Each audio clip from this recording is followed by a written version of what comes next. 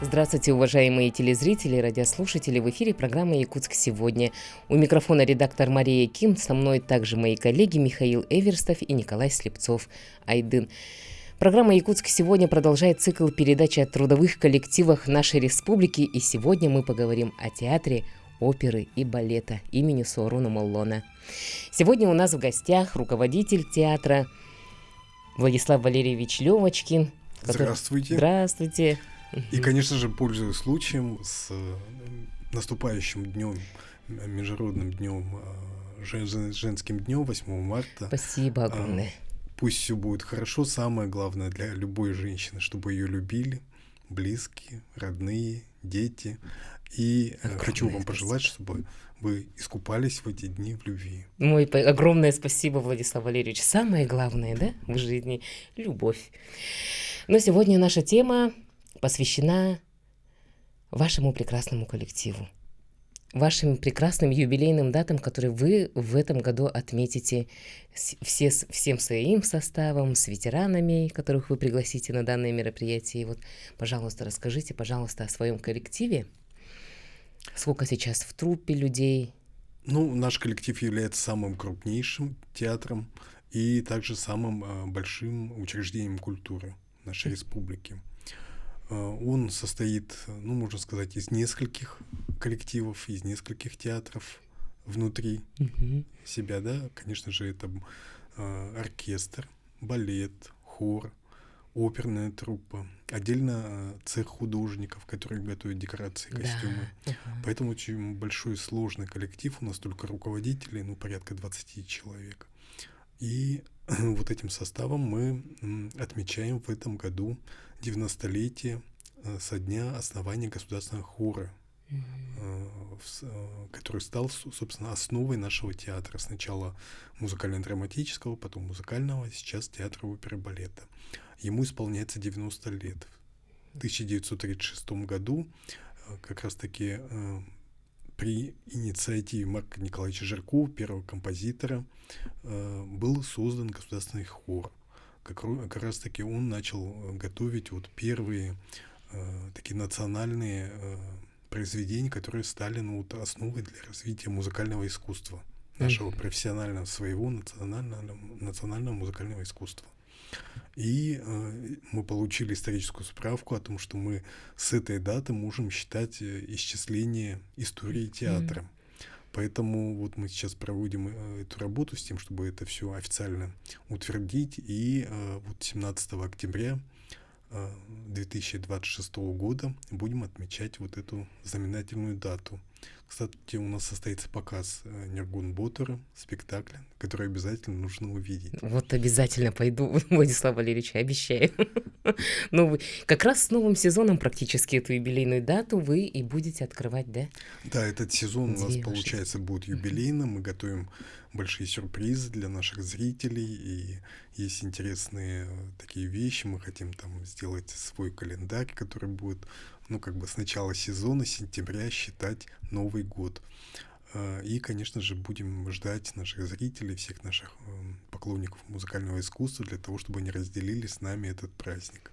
И до конца сезона у нас очень много событий, тоже очень таких интересных, важных, которые вообще впервые тоже происходят у нас в театре. Поэтому с удовольствием всех приглашаем. У нас в марте уже состоится премьера балета Амирова «Тысяча и одна ночь». Это азербайджанский композитор.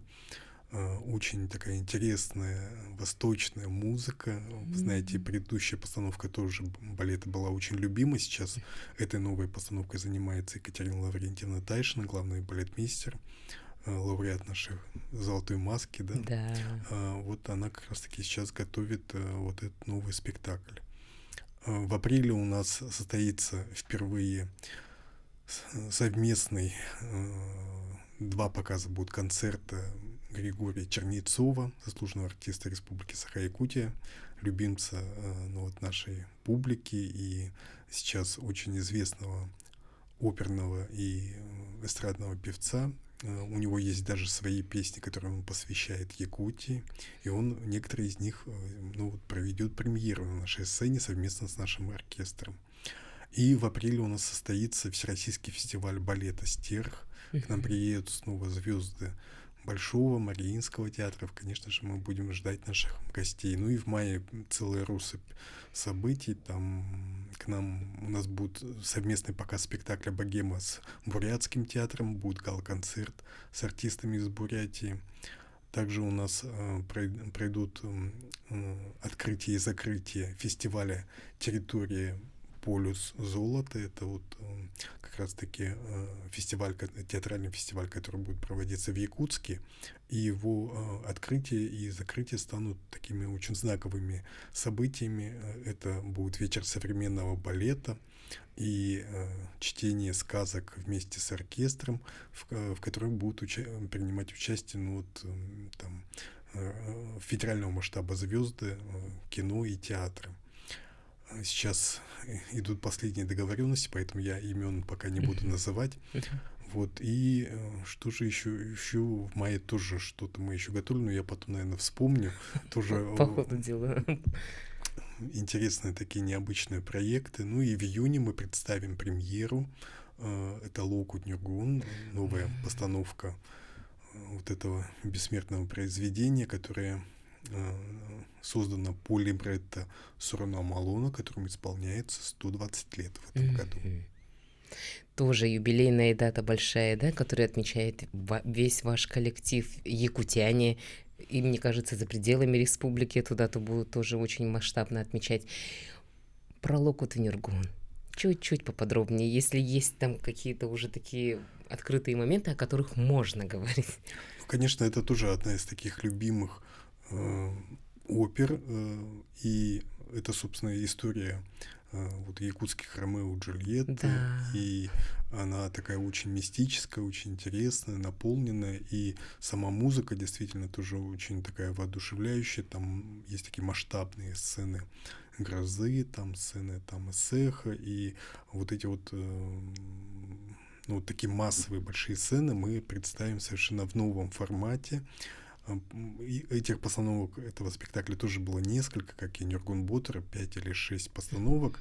И вот ну, мы поняли, что сейчас нужно, конечно, современному зрителю новая подача совершенно с новыми возможностями, которые у нас есть, и технологические, и, конечно же, у нас состав у исполнителей поменялся, потому что состав исполнителей, он как бы с возрастом меняется, да, и вот нам нужно сейчас вводить уже новый состав, молодежь тоже привлекать на исполнение главных партий. И вот как раз-таки вот этот спектакль нам представит главный режиссер нашего театра Татьяна Савинова, которая занимается сейчас разработкой концепции и уже приступают к подготовке декораций и костюмов. Опять же, да, предстоит большая масштабная работа, еще помимо тех представлений, и опер, которые будут еще параллельно идти, а Чернецов приедет в марте. Он приедет в апреле, это 4 и 5 апреля состоятся концерты, и я хочу сказать, что сейчас уже там на одну из дат уже заканчиваются фактически билеты. Мне кажется, у вас всегда аншлаг. Да, нужно поспешить, потому что, ну, это действительно очень хороший подарок будет для любой женщине, жене, супруге, маме, тете, да, поэтому, пользуясь случаем, вот тоже рекламирую, да, посещение этого концерта. Я думаю, ну, вот впервые мы тоже после его приезда на Чайковский фест смогли договориться провести такой концерт совместный вместе с нашим симфоническим оркестром, где он исполнит не только оперные партии, но и также вот такую классическую эстраду, да, советскую эстраду, песни, которые очень любимы многими поколениями. Еще и в исполнении его, да, Чернецова. Сегодня, буквально через несколько часов, у вас состоится спектакль «Евгений Онегин». Как вообще шла, мне очень интересно, как шла подготовка. Евгений Онегин, он у нас был представлен к юбилею Пушкина, это получается позапрошлый год, 24-й год. И вот эта новая постановка, тоже мы мы давно мечтали сделать новую постановку, потому что классика, она никогда не стареет, да, но современному зрителю нужно ее представлять в современном скажем, исполнение, да, не только, ну, вокал, это понятно, музыка, она вечна, да, но именно техническое исполнение, визуальное восприятие, да, оно должно соответствовать, ну, требованиям современной молодежи. И вот нам удалось действительно сделать такое яркое, интересное представление, и оно современным языком, в принципе, при этом мы сохраняем, конечно, классическую подачу, и наш зритель ждет этого, чтобы мы не переворачивались с ног на голову, Вот, опять же, а да. действительно представляли классический сюжет с классической формой, только он, конечно, ну, сделан, ну, как сказать, ярко, впечатляюще и, скажем, на самом деле, ну, вот эта история, да, это произведение, оно вечно, и на самом деле там, ну, скажем, зрелищных событий не так уж и много происходит, да, там, ну, фактически вот одна дуэль, вокруг которой происходит все это событие. Все остальное — это внутренние переживания, и важно вот визуально показать, как происходят эти внутренние переживания. И вот наш режиссер Карл Сергучев, который поставил этот спектакль в сотрудничестве со своей супругой, художником Сагаланой Ивановой, нашим главным художником, они вот представили действительно, ну, такую впечатляющую работу, которая воодушевляет, и этот спектакль является самым популярным по пушкинской карте оперным спектаклем среди нашего зрителя, то есть как раз-таки среди молодежи. И нас удивляет, и удивляло с самого начала, что наш молодой зритель, он абсолютно погружается в этот спектакль, потому что там действительно о тех чувствах, которые знакомы молодому зрителю и которые он готов сопереживать, да, то есть это дружба, это любовь, это влюбленность, это вот признание, разочарование, предательство, вот это вот ревность, да, это вот то, что, ну, вот как бы как раз-таки молодой человек, наверное, в молодые годы, да, впервые с этим сталкивается в своей жизни. И вот они сопереживают этому, они не уходят после антракта, они остаются и очень долго-долго стоят, аплодируют, потому что они действительно переживают нашим артистам, которые переживают все эти чувства. И у нас как раз-таки режиссер настоял, чтобы был молодой состав исполнителей. Многие из них это вообще первые крупные работы в большом спектакле. Некоторые из них у нас перешли из хора и как раз-таки благодаря этому спектаклю стали солистами оперы. И тоже очень такой отличный профессиональный, да, рост получается из хора в оперу. Да, в этом есть определенные сложности, но как бы действительно всегда есть сложность выискивать таланты, находить их, и ну, это такая профессия, которая требует самоотдачи и многих лет вот служения искусству, да, поэтому вот как раз-таки хор нам дает уже возможность находить среди исполнителей, среди артистов хора тех, кто смогут стать, ну, вот, солистом и выходить в главных партиях. Это, конечно, гораздо больше ответственности. Да, и очень волнительно, наверное, мне кажется, было для них, да? Когда премьеру показали, представляете, какие, наверное, их эмоции практически, да? Неконтролируемые, наверное, даже в какой-то момент. Отлично. Вообще. И вот на фестивале «Чайковский фест» как раз-таки Евгений Онегин исполнял Чернецов, и Григорий Чернецов, которого все запомнили, вместе с также приглашенным солистом Алексеем Татаринцевым, который исполнял Ленского. Это был, ну, замечательная такая партнерская работа вместе с нашими солистками Екатериной Горякиной и Зинаидой Колодезниковой. Я уже просто, когда вы рассказываете, мне прям перед глазами все это предстает. Но, к сожалению, вот до Нюргуна Ботура я сама не дошла. Я обязательно дойду, Владислав Валерьевич. Получается, еще и в вашем таком плотном практически сезоне, да, премьер, представлений, выступлений, вы же еще помимо этого, получается, дружите с другими регионами нашей. Даже международные у вас были дружбы, вот эти мосты. В прошлом году был Китай. Нет, в Китае... Нет. В Китай мы выезжали достаточно давно уже. Мы позапрошлом году выезжали в Казахстан, Кыргызстан. Вот. Международные, опять же, вот эти вот Да. мосты. Связь поддерживаете, продолжается. Казахстан сам не хочет к нам приехать? Ну, Казахстан приезжали в прошлом году, они проводили у Вот, нас вот, тоже... кстати, вот про Казахстан, видать, я и хотела сказать. Казахстан привозили, ну, они привозили там, получается, не таким большим составом, как мы выехали, да, фактически весь театр опербалета у нас выезжал сюда, к нам приезжали, ну, в большей степени там эстрадные артисты. Тоже очень популярная, интересная была концертная программа представлена нашим зрителям. Но это вот были во время, получается, национальный праздник АСР, вот, проходило это событие. Ну, на самом деле очень много всего происходит, и иногда даже, ну, как бы забываешь буквально о том, что вот месяц назад происходило, потому что все время живешь в будущем, планируешь на будущее, и, конечно, чем более детально ты планируешь предстоящий сезон, тем больше, скажем, более такие крупные, интересные, насыщенные, необычные мероприятия можно провести.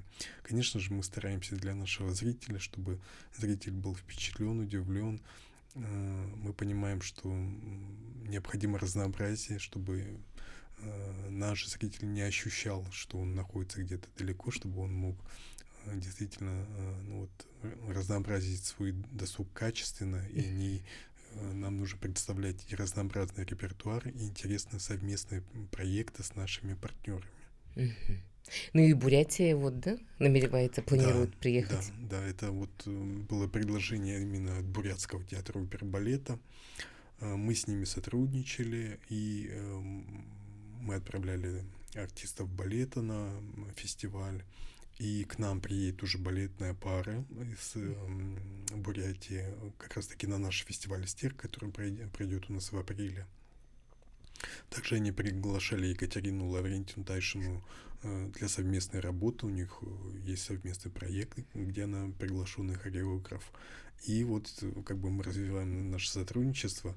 Мы два, получается, театра оперы-балета в национальных субъектах Дальнего Востока. Да. Кроме нас есть только Приморская сцена Мариинского театра во Владивостоке. Больше театров оперы и балета на Дальнем Востоке нет. Поэтому, конечно же, мы дорожим этой дружбой и надеемся, что она будет усиливаться, развиваться. И в дальнейшем мы будем более широкими масштабами выезжать. К нам приедут только 5 солистов, но зато они исполнят ведущие партии в спектакле «Богема» и совместно с нашими солистами подготовят гала-концерт, который будет показан 20 и 21 мая. Опять же, возвращаемся в прошлый год, Владислав Валерьевич, планы планами, но хочется еще и поговорить о «Золотой маске». В прошлом году практически на всю республику, на всю страну прогремели такие прекрасные новости. И Екатерина Лаврентьевна, мне кажется, просто сейчас самый высший полет во всей творческой деятельности. Ну и впереди тоже же у нее и большие проекты. Вот «1001 ночь» скоро, да, у нас будет премьера? Да, «1001 ночь». Ну, мы еще не говорим о тех проектах, которые будут в дальнейшем, потому что... Идейно еще сидят. Да, они есть, они сейчас у нас крепнут, набирают сока, мыслей. И на самом деле мы очень большой интересный проект задумали на 2027 год, а 2027 год особый для республики. Это год, опять же, юбилейная дата вхождения Якутии в состав России. И вот в этом отношении у нас есть несколько проектов, которые мы хотим представить именно в 2027 году. И еще несколько проектов тоже. И балетный спектакль, и оперный спектакль мы готовим к 400-летию города Якутска, потому что тоже очень важная дата нам предстоит. Ну, сейчас у театра оперы и балета, я сейчас замечаю, вот последние 5 лет прям лучшие годы, мне кажется, прям премьера за премьерой, проект за проектами. Сейчас уйдем буквально на 4 минуты на рекламу и продолжим нашу беседу. Про «Золотую маску» продолжим.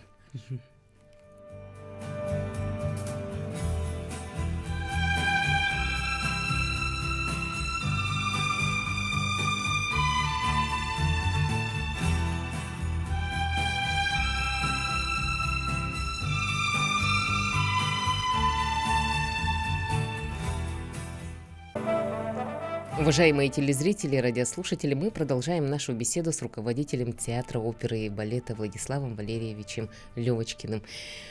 Возвращаемся в 2025 год, который практически был очень богат и Да, у нас событиями, и поощрениями.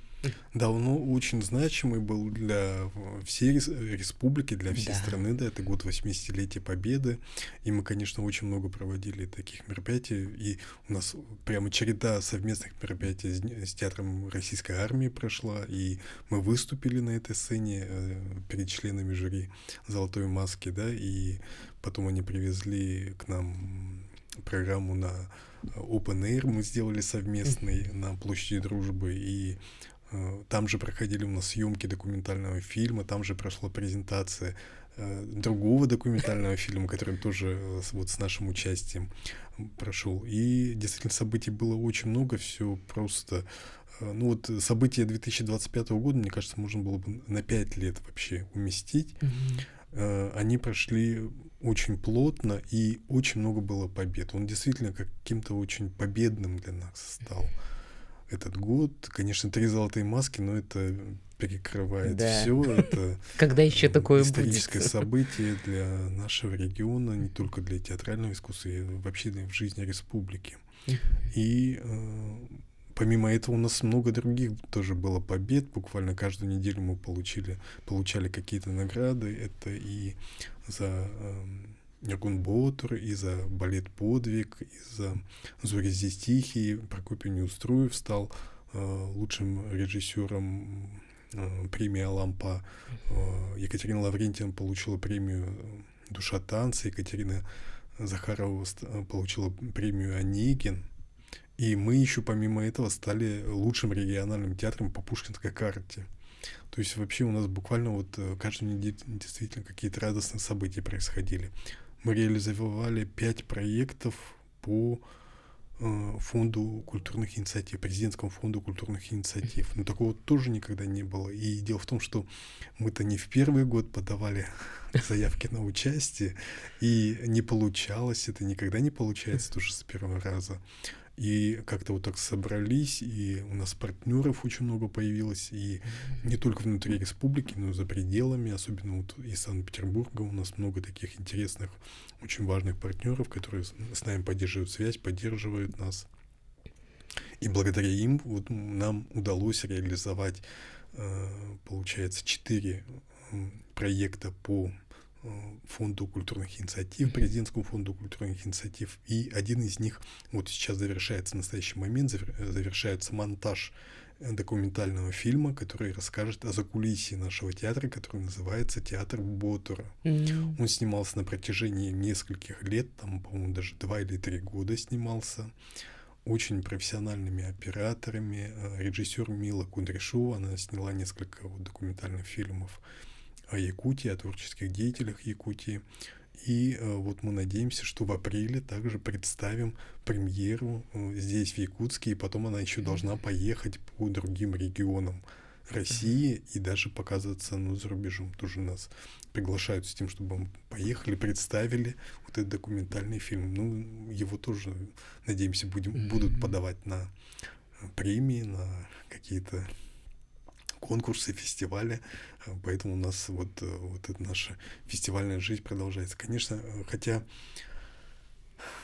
таких больших значимых событий очень много, но есть свои трудности, конечно. Не обо всем мы говорим зрителю, да, не обо всем, наверное, зрителю нужно знать вот нашу кухню, с какими трудностями мы сталкиваемся, каким образом выкручиваемся из сложных ситуаций. Но любой зритель нас всегда поддерживает, вдохновляет. То, что нас любят, ходят на наши спектакли, заполняют полный зал и фестивали, и вот все концертные программы, которые мы представляем. У нас, кстати, в этом году пройдет еще одна значимая юбилейная дата. 5 июня исполняется 90 лет Марии Евсеевне Николаевой, оперной певицы нашей, да, которая последние годы преподает в высшей школе музыки, вот прямо до этого возраста. Представляете, вот у нас состоится большой гала-концерт, посвященный вот этой юбилейной дате. Вот, поэтому вот событий очень много, и Мы очень рады, что зритель всегда нас поддерживает, любит, нас это действительно вдохновляет, толкает вперед, Да. даже несмотря ни на какие трудности. И несмотря ни на что, мы все равно все идем вперед и делаем свою любимую работу. Формат Open Air. Вы практически, это же первый, да, такой был масштабный опыт? Нет, это уже, получается, третий Open Air. До этого мы проводили сами. Мы его провели, ну, получается, 24-го, а до этого вообще был, по-моему, 2016-17, какой-то вот 15-й год. И буквально через 10 лет мы смогли повторить, сделать, ну, такой большой праздник для наших зрителей, горожан, с тем, чтобы они просто вот могли прийти на открытый воздух, сесть. Почему-то именно в этот день было жутко холодно. Это был, мне кажется, июль. Игры Дети Азии как раз были, да, в 2024 году.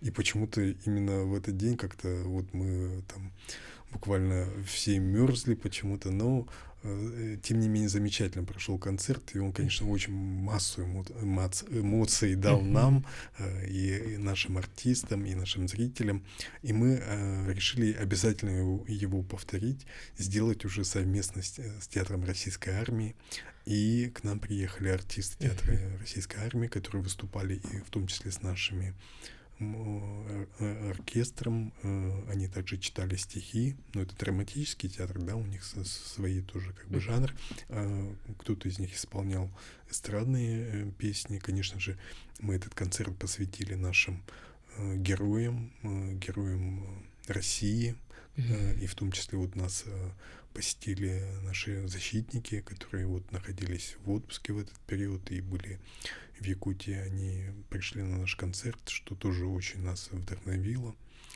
И тоже там по погодным условиям какие-то заминки были. Почему-то было дождливо, и мы прямо до последнего момента ждали, когда небо откроется, и оно специально открылось для нас после обеда, чтобы мы расставили наконец-таки все пюпитры, все расстелили и сделали, ну, как бы декоративное оформление, и концерт прошел замечательно. В этом году? В этом году нет, мы не планируем Open Air. Open Air — это всегда тоже затратно. Да. Очень затратно. Мы завершаем сезон как раз-таки вот первым показом Локут Нюргун, и мы как раз-таки отмечаем тоже юбилейную дату нашего дирижера Николая Унарова, который, ну, как раз-таки вот 20 июня у него это юбилейная дата, поэтому день в день, в свой день рождения, в свой юбилейный день рождения он дирижирует спектакль, премьерный спектакль, который мы посвящаем также 120-летию Суруна Амалона. Имя, которое носит наш театр. Надо будет обязательно тоже с ним прийти к нам в гости после всех премьер, да, представлений, и поговорить, чтобы он с нами поделился своими эмоциями. Я все хотела, Владислав Валерьевич, у вас спросить. Столько премьер, столько опер, спектаклей. А вот ваша личная отдушина, как руководителя, вообще просто как Владислава Валерьевича Левочкина, ваша отдушина, ваш любимый спектакль, опера? Ну, вы знаете, наверное, все-таки вот мировая классика, да, потому что мы, конечно же, формируем национальный репертуар, и я счастлив, что я могу тоже в этом участвовать творчески, потому что меня это очень захватывает, и мне это очень интересно, и я очень рад, что это находит отклик и у зрителей, и у профессионалов, и действительно у нас такие высокие достижения. Но оперное балетное искусство — это, конечно же, всегда мировая классика, которая очень вдохновляет, которая не всегда понятна, может быть, да, где-то нужно как, ну, в целях образования тоже нужно над собой же делать определенные усилия. И в профессиональном искусстве, конечно, это целый мир, да, целая вселенная, в которую нужно погружаться, нужно узнавать, нужно уточнять. И сейчас интернет позволяет это делать. В принципе, можно найти любую информацию. И вы знаете, что у нас Ну, вот шедевры мировой классики, они идут на языке оригинала. Это итальянский язык, это французский язык. И, конечно же, вот эта вот бессмертная музыка, там, Верди, да, например, или ну, вот у нас есть опера Моцарта, есть ну вот тоже вот итальянская классика, да, которая она действительно ну, дает базовые знания, без которых невозможно понять вообще в целом музыку, да, потому что музыка, популярная музыка, она в том числе тоже развивается, пользуются теми наработками, которые есть в классике. Многие, допустим, произведения, ну, они в современной обработке звучат и в рекламе, да, и в каких-то популярных вещах. И с удивлением это тоже для себя обнаруживаешь, что на самом деле вот эти способы, эти звучания, они уже на самом деле где-то были, да. Поэтому, ну вот, наверное, из последних постановок, ну, конечно же, я всем рекомендую посмотреть Риголетто. Риголетто — это действительно мы смогли представить в очень таком помпезном, таком большом масштабе, да, очень такой дорогостоящий проект на самом деле у нас получился. И мы очень рады, что зритель воодушевлен этим проектом. Конечно же, нам хотелось бы спектакли мировой классики представлять вот на таком, скажем, достойном уровне, да, не только исполнительства, но и, конечно же, затрат, потому что это все очень дорого. Это готовить костюмы, декорации, и зритель, он требует того, чтобы это было, ну, действительно настоящее зрелище, эффектное зрелище. И вот к этому мы будем стремиться, и мы готовим как раз-таки оперу Верди «Аида», которая прозвучит в этом году у нас впервые в сценическом исполнении.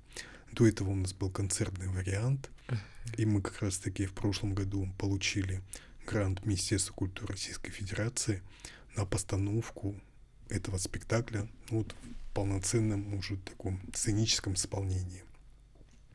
Мы уже планируем, что в ноябре, в 20-х числах пройдут первые показы этой бессмертной оперы. В новом сезоне. Да. В новом сезоне, да, получается, в ноябре этого года состоится вот показы Аиды. Эта музыка, она действительно великолепна, ее хочется слушать и слушать. И вы знаете, вот как бы, ну, я в театре работаю 4-й год, да, и когда ты все время слушаешь классическую музыку, ты уже не можешь слушать ничего другого. Потому что все остальное кажется настолько, ну, как бы мелким, настолько... Примитивным, да, 4 аккорда. Да, простым. А вот эта музыка, она действительно великая, ее хочется слушать все время.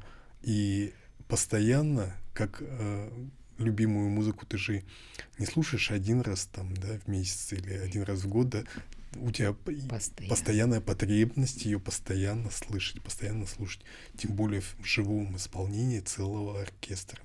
Поэтому я всем рекомендую, приходите, и наши зрители, они действительно очень любят наши постановки, приходят не один раз, многие посещают, ну, есть те, кто вообще каждый показ посещает, потому что это всегда разные исполнители, разные составы, это разные ощущения.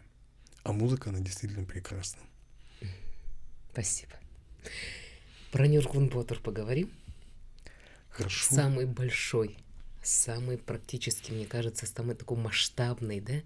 И самый исторический, наверное, уже за все годы, мне кажется, эта постановка. Ну, да, вот последняя постановка Андрея Исаевича Борисова, она действительно стала вообще новой вехой, и она обозначила новый этап в развитии театра.